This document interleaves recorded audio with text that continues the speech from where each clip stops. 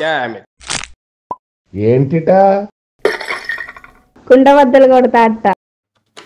నమస్కారం, కుండబద్దల ప్రేక్షకులకి స్వాగతం.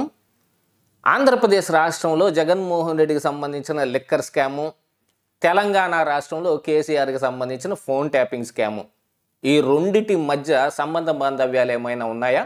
యాక్చువల్గా అటు కేసీఆర్కి ఇటు జగన్మోహన్ రెడ్డికి సంబంధాలు బాగానే ఉన్నాయి. ఇద్దరు తీయా పెట్టకుండా తిరుగుతూ ఉన్నారు. ఆ రోజుల్లో చట్టా పట్టాలు వేసుకుని తిరుగుతున్న ప్రేమికుల్లాగా ఉంది వాళ్ళ పరిస్థితి. కానీ ఇప్పుడు ఇద్దరు ఓడిపోయి ప్రతిపక్షంలోకి వెళ్ళిపోయిన తర్వాత వాళ్ళు చేసిన పనులు ఒక్కొక్కటిగా బయటకు తీస్తుంటే ఇద్దరు కలిసి అన్నీ చేశారేమో అనే అనుమానాలు కొంతమందికి వ్యక్తం అవుతూ ఉన్నాయి. ఇక్కడ లిక్కర్ స్కామ్లో విచారణ చేస్తూ ఉంటే ఫోన్ ట్యాపింగ్ స్కాములో బయటపడ్డ వ్యక్తుల తాలూకు అపార్ట్మెంట్లు దుబాయ్లో ఉన్న వాటిని వీళ్ళు వందుకు వాడుకుంటూ ఉన్నారు. అసలు ఆ అపార్ట్మెంటు అక్కడ తీసుకోవడానికి గల కారణం ఈ లిక్కర్ స్కామ్లో ఉన్న సొమ్మేనని ఈ రోజున సిట్టు కూడా నిర్ధారించే రూపంలో కొన్ని ఆధారాలని సంపాదించింది అనేది కొంత సమాచారం బయటకు వచ్చింది. అక్కడ కేసీఆర్ ఫోన్ ట్యాప్ చేసి జగన్మోహన్ రెడ్డి కావాల్సిన వాళ్ళకి వ్యతిరేకంగా ఉన్న వాళ్ళందరి ఫోన్ కాల్స్ వినిపిస్తే ఇక్కడ మద్యం స్కామ్లో వచ్చిన సొమ్ముతోటి అక్కడ ఫోన్ ట్యాపింగ్ స్కామ్లో ఇరుక్కొని ఉన్న శ్రవణ్ రావు లాంటి వాళ్ళు దుబాయ్లో ఈ అపార్ట్మెంట్లు పర్చేజ్ చేస్తే అందులో ఈ స్కామ్ బయటపడ్డాక వీళ్ళు తలదాచుకుంటూ ఉన్నారు. అసలు రాజకేశ్ రెడ్డి గోవా నుంచి వస్తూ కాదు పట్టుబడింది, దుబాయ్లో ఆ ఫ్లాట్ నుంచి వస్తూ ఇక్కడ హైదరాబాద్ శంషాబాద్ ఎయిర్పోర్ట్లో పట్టుబడ్డాడు అనేది కూడా ఇప్పుడు సిట్ ఎందుకు నిర్ధారణ చేస్తోంది? అసలు ఈ వ్యవహారంలో ఇద్దరికి మధ్య ఉన్న సంబంధం ఏమిటి? అందరూ కలిసి తోడు దొంగల్లాగానే ఈ పనులు, ఈ స్కాములన్నీ చేశారా అనేది ఈ వీడియోలో నేను మీకు పూర్తిగా వివరిస్తాను. వీడియో నచ్చితే గనుక ఖచ్చితంగా లైక్ చేయండి.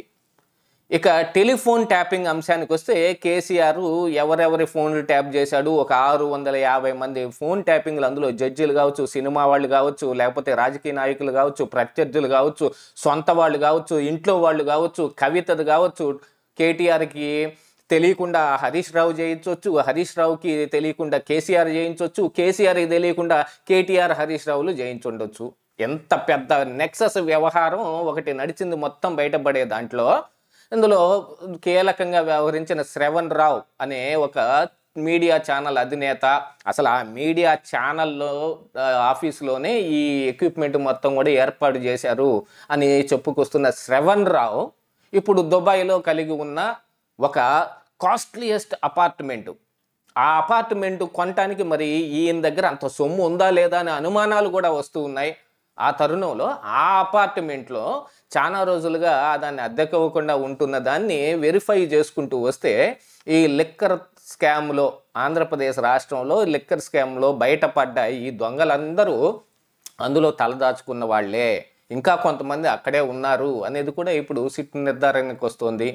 మరొక వైపు ఈ ప్రమోటింగ్ బ్రాండ్స్, కిల్లింగ్ బ్రాండ్స్ అనే దాంట్లో ఒక అధికారి రికార్డు చేసుకున్న వాట్సాప్ కాల్ రికార్డింగ్ ఆప్షన్ లేకపోయినప్పటికీ ఒక ఫోన్లో ఉన్నదాన్ని మరొక ఫోన్లోకి ఆయన రికార్డు చేసుకున్న ఆ కాల్ రికార్డింగ్ ద్వారా ఈ దొంగలందరి వ్యవహారం బయటపడిపోయింది. దీంతో పాటుగా వీళ్ళందరూ దుబాయ్లో పెద్ద డెన్ ఏర్పాటు చేసుకుని ఈ ఏపీ బ్రెవరేజెస్ కార్పొరేషన్లో ఒక అధికారిగా విజయసాయి రెడ్డి ద్వారా ఇంప్లాంట్ చేయబడ్డ అనూష అనే ఒక అధికారి ద్వారా ఈ ఇండెంట్ ఏమి ఉండాలి, దాని తాలూకు ఎవరికి మనం దీన్ని సప్లై ఇస్తూ ఉన్నాము, దాని తాలూకు ముడుపులు ఎలా వసూలు చేసుకోవాలో రాజకేశ్ రెడ్డికి ఆ వ్యవహార శైలి మొత్తాన్ని వాట్సాప్ రూపంలో పంపిస్తే దాన్ని దుబాయ్లో ఉన్న దీంట్లోకి పంపిస్తారు.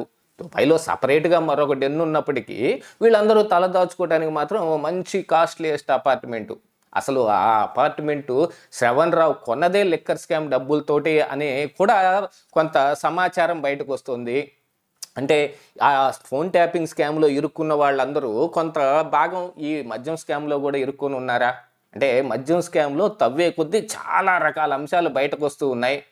ఇందులో కొంతమంది కుబేరా సినిమాలో లాంటి క్యారెక్టర్లు కొన్ని వస్తూ ఉంటే అధికారంలో ఉండి ఈ వాసుదేవ్ రెడ్డి లాంటి వాళ్ళు కానీ లేకపోతే మిగతా అధికారులు కానీ వాళ్ళకి కావలసిన విధంగా పనిచేసి పెట్టడమో, లేకపోతే జగన్మోహన్ రెడ్డి బాగా అత్యంత సన్నిహితంగా ఉన్న రాజకేశ్ రెడ్డి, లేకపోతే గోవిందప్ప బాలాజీ లాంటి వాళ్ళు, ఓఎస్టీ కృష్ణమోహన్ రెడ్డి లాంటి వాళ్ళు, వీళ్ళందరూ కూడా ఇప్పుడు అరెస్ట్ అయ్యి బయటకు వచ్చారు. మరి వీళ్ళందరి ద్వారా తెలుసుకున్న వ్యవహారం శైలి ప్రకారంగా చెవిరెడ్డి భాస్కర్ రెడ్డి అరెస్ట్ దాకా వచ్చింది. అంటే ఈ సొమ్ముని మళ్ళీ ఎన్నికల్లో వాడబడ్డారు అని మరొక అంశం కూడా వచ్చింది.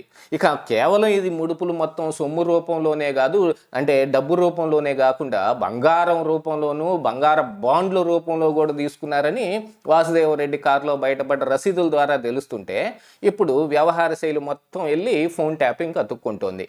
ఈ ఫోన్ ట్యాపింగ్ విషయంలో ఎవరెవరు ఏమేమి పనులు చేశారో అందులో ముఖ్య భూమిక పోషించిన ఈ శ్రవణ్ రావు ఇప్పుడు ఈ మద్యం స్కామ్లో కూడా ఇరుక్కొని ఉన్నాడు. అంటే శ్రవణ్ రావు అక్కడే ఇరుక్కునే అవకాశం ఉందా ఇందులో అని అంటే, మరి ఏదైనా వ్యవహార శైలి డబ్బు ఎక్కడన్నా వస్తుందంటే ఏ రాజకీయ నాయకుడైనా ఊరుకుంటాడా? ఎందుకంటే ఇన్ ఫ్యూచరు పార్టీని బలోపేతంగా అధికారం దిశగా నడిపించాలంటే బాగా అవసరమైంది డబ్బే. ఆ డబ్బే ఇప్పుడు చాలా ఎలక్టోరల్ బాండ్స్ రూపంలో కావచ్చు, చందాల రూపంలో కావచ్చు, ముడుపుల రూపంలో కావచ్చు, వైట్ మనీ కావచ్చు, బ్లాక్ మనీ కావచ్చు, వీటన్నిటినీ తీసుకొచ్చిన తర్వాతనే ఎన్నికల్లో సమర్థవంతంగా పాల్గొనే అవకాశం ఉంది. లేదా మీరు నేను వంటి వాళ్ళైతే ఈ ఎన్నికలకి ఎంత దూరంగా ఉండాలో అంత దూరంగా ఉండాల్సిన అగత్యం అయితే ఇప్పుడు ఏర్పడింది. ఎందుకంటే కనీసం మన వైపు మరి ఓటర్లు చూసే అవకాశం కూడా కనపడటం లేదు.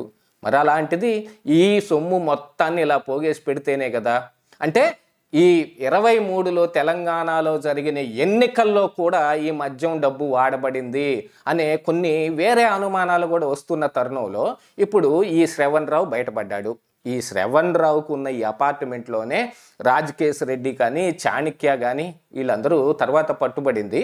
ఈ సిట్టు అది విచారణ చేయటం ద్వారా చాలా అంశాలు బయటకు వచ్చింది. దీంట్లోనే కనపడుతుంటే అక్కడ ఫోన్ ట్యాపింగ్ అంశంలో సిట్టు జడ్జీల ఫోన్ నెంబర్లను ట్యాప్ చేశారా, మరి సినిమా వాళ్ళ ఫోన్ నెంబర్లు, వ్యాపారస్తుల ఫోన్ నెంబర్లు ట్యాప్ చేశారా, పార్టీలో నాయకుల ఫోన్ నెంబర్లు, విపక్ష నాయకుల ఫోన్ నెంబర్లు ట్యాప్ చేశారా, ఇట్లా ఈ ట్యాపింగ్ ఈ విషయం మొత్తం మరి బయటకు కక్కేస్తుంటే మరొక పక్కన ఇక కేటీఆర్ మీద ఏదో కొన్ని థంబ్నెయిల్స్ పెట్టాడని మీడియా మీద ఆంధ్రోళ్ళ మీడియా అని ఒక ముద్రేసి మరి మహాన్యూస్ ఆఫీస్ మీద దాడి చేసిన ఇక ఆ ఫోన్ ట్యాపింగ్ అంశం అయితే పక్కకు పోయేది ఏం కాదు కదా. అందులో కూడా కొంతమంది అధికారులు వాళ్ళ ఫోన్లో భద్రపరుచుకున్న ఎప్పటికైనా మనం ఇరుక్కోకుండా మనకి ఆదేశాలు ఇచ్చిన వాళ్ళని ఇరికించాలి అని అంటే కనుక ఇలాంటి రికార్డింగ్లు కావాలని వాళ్ళు భద్రపరుచుకున్న ఆ రికార్డింగ్ల ద్వారా అక్కడ కూడా తీగలాగితే డొంకంతా కదులుతోంది. యాతావాత చూస్తే అక్కడ తెలంగాణలో కేసీఆర్ అధికారంలో ఉండి ఇక్కడ ఆంధ్రప్రదేశ్ రాష్ట్రంలో జగన్మోహన్ రెడ్డి అధికారంలో ఉండి ఇద్దరు రాష్ట్రాలకు ఏం చేశారో కానీ ఒకళ్ళకొకళ్ళు బాగా పనిచేసుకున్నారు. చిట్ట చివరికి రేపు పొద్దున్న ఎలక్షన్ అనగా జగన్మోహన్ రెడ్డి కూడా ఇక్కడ నాగార్జున సాగర్ డ్యామ్ మీద కృష్ణా జలాలు ఈ పేరుతోటి పోలీసుల పహారా గాపించి వేస్తే అక్కడ అదిగో చూసారా ఆంధ్ర వాళ్ళు ఏం చేస్తున్నారు అని కేసీఆర్ కూడా మళ్ళీ ఆంధ్ర తెలంగాణ విద్వేషాన్ని కొంచెం రేపి ఓటు తమ వైపు తిప్పుకునే ప్రయత్నం కూడా చేశాడు. అయినా అదేం ఫలించలేదు. ఎందుకంటే జనాలకు అన్నీ అప్పుడే తెలిసిపోయాయి కాబట్టి. ఇక మూలాల దాకా వెళ్తే ఇద్దరికి ఉన్న సంబంధాలు వీళ్ళకి చేసిన స్కాములు బయటపడుతుంటే దీన్ని ఆధారాలతో ప్రూవ్ చేయడానికి అక్కడ సిట్ కానీ ఇక్కడ సిట్ కానీ ఏం ప్రయత్నం చేస్తారు, ఇద్దరు కలిసి పనిచేయాల్సిన అవసరం ఏమన్నా ఉందా అని వాళ్ళు కూడా నిర్ణయించుకోవాలి. యాతావాత చూస్తే తోడు దొంగల్లాగా ఇద్దరు అన్ని స్కాములు కలిపి చేశారేమో అనే అనుమానాలు మాత్రం బలంగా ఉన్నాయి. ఇదే ఈరోజు కుండబద్దలు.